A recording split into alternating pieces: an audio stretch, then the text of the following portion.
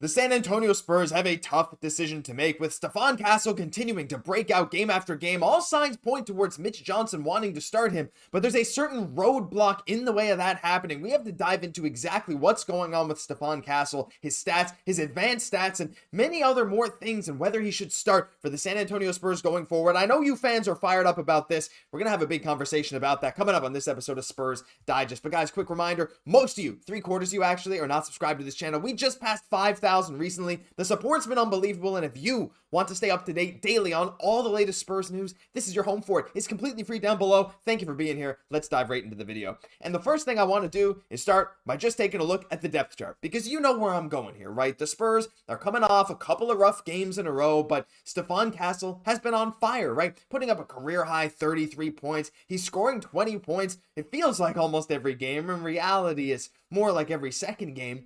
But the thing is, he's coming off the bench, right? That's the big thing right now. Stephon Castle's coming off the bench, and in the minutes that he plays, the Spurs are very good. Actually, we can do a little dive into his on-off numbers here.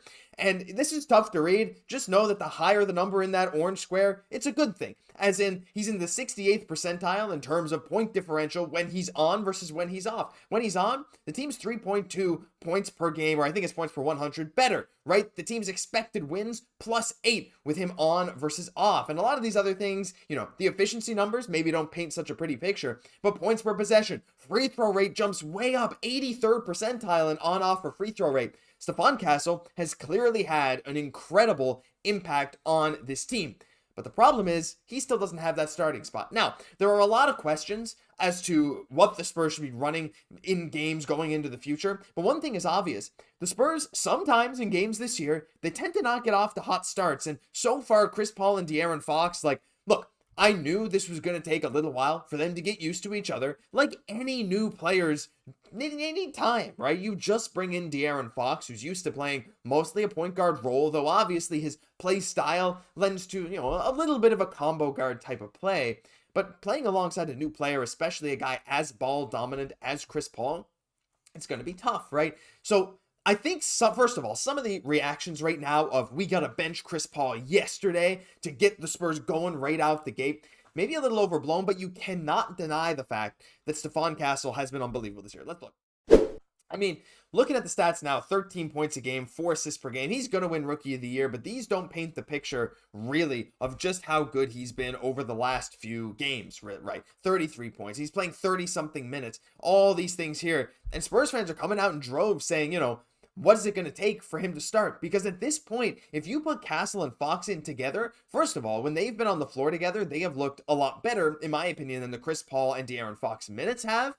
And Stephon Castle is a great defender on top of the fact that he's now having some very efficient games. And this article that I'll link down below dives into that, right? For the San Antonio Spurs to thrive, they must start Stephon Castle over Chris Paul. So before I dive into this, let me know down below right now, all of you watching this video, would you start Stephon Castle over Chris Paul the rest of the way? I know there's some maybe political things with Chris Paul. People saying that he may be signed here in terms of only if he was getting guaranteed starting minutes for the whole season. We don't know if that's true. That's a bit of speculation, though.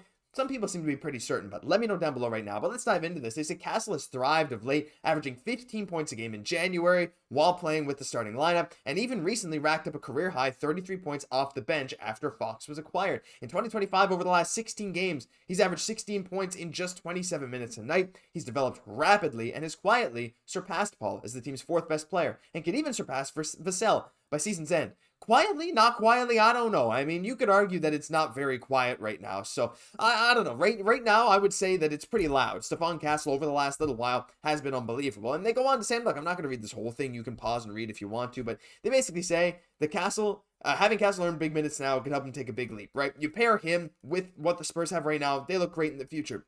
And that starts with benching Chris Paul and giving the reins to Castle. So, Castle has been doing great, obviously. But benching Chris Paul is the big question here. So Chris Paul, I think, works very well with what the Spurs have to do. We came into this season talking about how Chris Paul with Victor Wembanyama was going to be Lob City. And while it has worked to some extent, you know, it hasn't been this unbelievable peak Chris Paul level offense, but he has kept the Spurs in a lot of games, whether with his passing or his mid-range scoring on certain nights, still putting up 15 to 20 points whenever he really needs to, though the efficiency's been going down this year, blah, blah, blah. But right now, like, it comes down to the Spurs as to whether or not you really, really, really want to win every single game, right? And right now, Stephon Castle gives you a better opportunity to win than Chris Paul. But I have two caveats. And look, I'm going to play a bit of devil's advocate here, okay? It doesn't necessarily matter if he starts or comes off the bench. Okay, it does. It does matter, but maybe not as much as it seems, because the fact Castle's still playing over 30 minutes a night some nights, right? He's going out there playing in the crunch time minutes. He's out there at the end of games, and I would argue that's more important than starting in the NBA, especially as a young player, right? He's out there playing these big time minutes. Chris Paul's getting benched when he needs to get benched. I don't necessarily feel like every time Chris Paul's on the floor, I'm like, we should have Castle out there. Anyway, that's one thing. But also, like, we also need to see Chris Paul play more with De'Aaron Fox before we're certain about that, because Stephon Castle's still young. He looks great. In theory, in a vacuum, he should be starting. But this is still a rebuilding year for the San Antonio Spurs. Forcing a guy to start, again, he's playing good enough to start. I want to reiterate that, but shoehorning a guy into this position when he's maybe ready, maybe not ready is, I don't know, it's a decision that you don't just take easily, right? You want to have a big sample.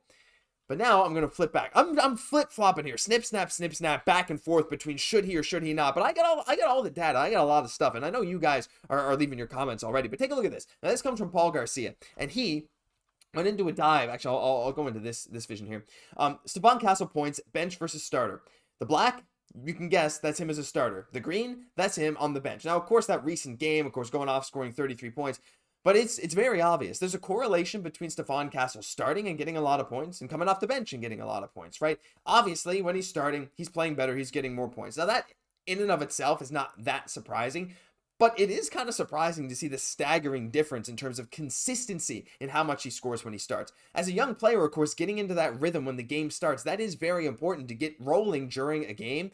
But also, like, you know, it shows to me too, like when you're coming off the bench, you are playing against weaker units a lot of the time. And while Castle has been getting some important minutes in a lot of the games this season, he hasn't been playing against like super weak units, but even when he has, the scoring's not really there. He's been thriving against starting lineups, right? He's been thriving against some of the better lineups in the league. That's one of the craziest things with Castle. So when you look at the numbers, you see the fact he's playing way better as a starter than he is off the bench, right? In terms of efficiency, I believe as well. The on-off numbers with Stephon Castle paint a very clear picture. The fact that right now Chris Paul is slowly declining. I mean, he's almost 40, right? Like this guy is nearing the end of his NBA career, and it's amazing he's still doing what he is at the age that he is right now. But with Stephon Castle's play, it's hard to deny that he should start in a vacuum, politics aside, for the San Antonio Spurs. But the big question is, how big is this Chris Paul roadblock? Will Chris Paul truly be upset? Will he come out, like, for example, if, you know, you're a future veteran that wants to sign with the San Antonio Spurs with the mindset of, I'm going to get guaranteed minutes for this team, and they see, you know, what the Spurs did to Chris Paul as their young guy started to surpass him. Oh, you know, this veteran's getting benched. I don't know, right? Like, is that worth it? It might be, because I objectively think that if you have a guy who's better, it's worth starting it, right? It's worth starting Stephon Castle over Chris Paul if it means the Spurs are going to win more games. If it means you're going to come out hot against a team like Charlotte, as opposed to what happened last game where it wasn't quite as good as they expected. Stephon Castle is going to make a difference for this team many years down the road. Whether or not that starts this year with the rest of the way him starting, look, it wouldn't shock me if he didn't start that much down the stretch, if it was Chris Paul and De'Aaron Fox for a lot of the rest of the way. But I want to hear what you guys have to say, because this is contentious right now in San Antonio. Some fans love it, some fans don't. The coaching staff, we don't know what they're going to do. Let me know your thoughts down below. That'll do it for this episode of Spurs Digest. We got an interesting last few games of this season to talk about. Well, a few games, about 30 out, 40 out games. It doesn't matter. If you enjoyed, leave a like, comment, subscribe to the channel. Thank you all for watching this video. I've been your host, Josh Gosse, and I'll catch you in the next one.